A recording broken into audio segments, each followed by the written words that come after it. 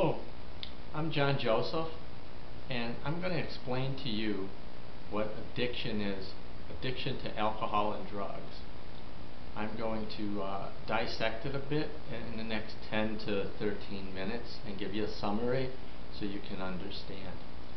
What an addiction is, it's a symptom. It's a symptom of an underlying condition. It's a symptom of a psychological disorder or some severe trauma that the addict had experienced.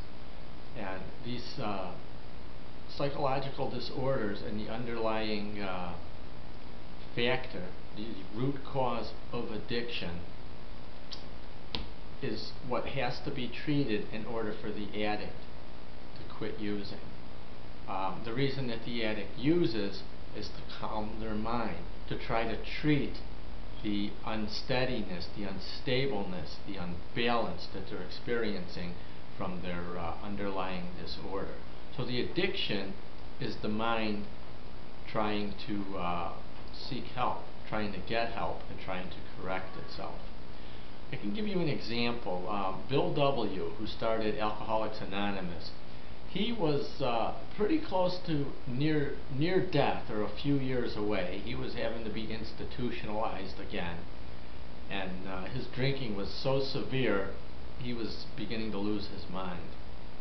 He quit, and as everybody knows, he went on to be one of the chief co-founders of Alcoholics Anonymous. And everybody looks at Bill W. and thinks that, okay, the guy, he quit his drinking, he saved his life, he was fine, his life changed, everything was great. It really wasn't. He never treated his underlying condition that was causing his addiction. He sort of was white-knuckling it. And what he was doing was, when he quit the drinking, he went on to become a big sex addict and a womanizer. He was a heavy smoker. He suffered major bouts of depression. He died, it was around 1971, he died close to the age of 71, and he died from emphysema. Emphysema brought on by his smoking addiction. So he quit one addiction only to have another addiction take its place. The one addiction, the drinking, would have killed him in a matter of another couple of years. And he quit that, but he never fully found the proper balance that he needed. So he gravitated from one destructive addiction to another, and he had severe bouts of depression where he was almost ready to give up the reins of AA. Now, the underlying condition, if it's not treated, the addict will never quit using. If the addict has any hope to quit using, they need to treat the underlying condition. I had a severe drinking problem. I drank for a little over 14 and a half years, and it wasn't going out to the bar and enjoying myself, with the guys or whatever, or, the girls. At first, the first few times you start drinking, getting high, you don't know what you're doing. You're feeling a buzz. You just do it for the experience. And, it's an enlightening experience. But what happens is, if you have an underlying condition to where you're predisposed to addiction, say to alcohol or some type of drug, when you start using that drug, you'll gravitate to it more and more, and you'll become addicted before you know it.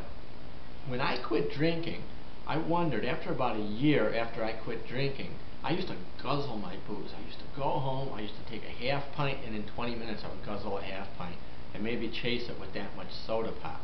And most of the time it was in isolation, nobody around me. Sometimes I'd wake up the next day only to find out that the night before I drank 4 half pints, and I was just guzzling it. And I used to tell people that I drink to slow my mind down. My mind is flying like a bullet.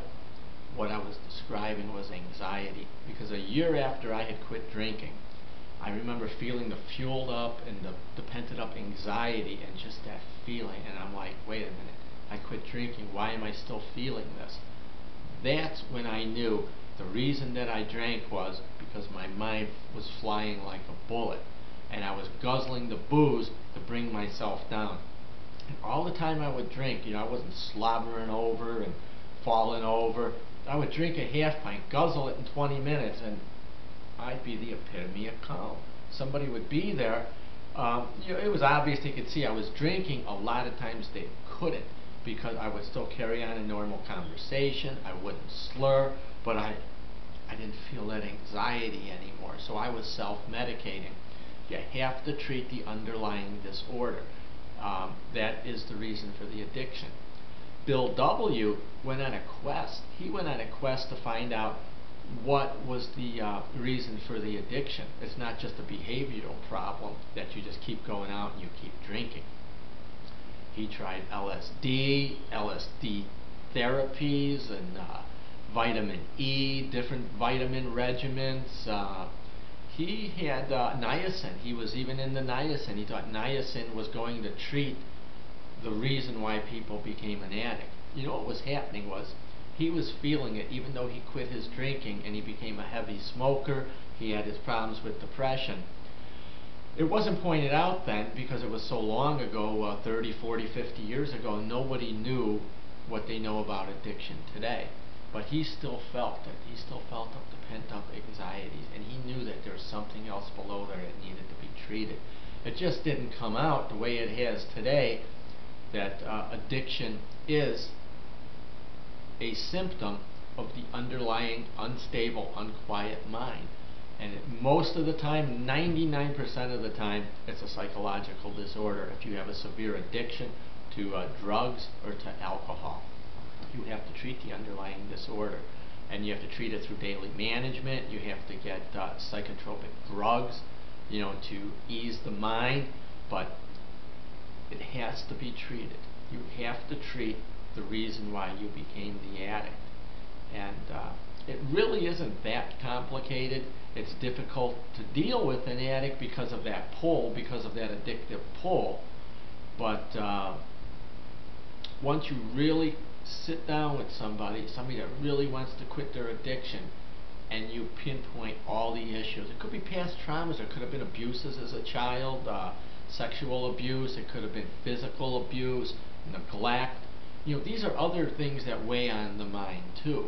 And all of this has to be treated. The mind has to become more stable. The mind is unbalanced. In an addict, a severe addict, the mind will never be perfectly balanced. All you could do is work on stress reduction, drugs to treat the underlying disorder, and then you just try to level out your unbalanced mind, just so it's a lot easier to get through your day. I'm going to have more on this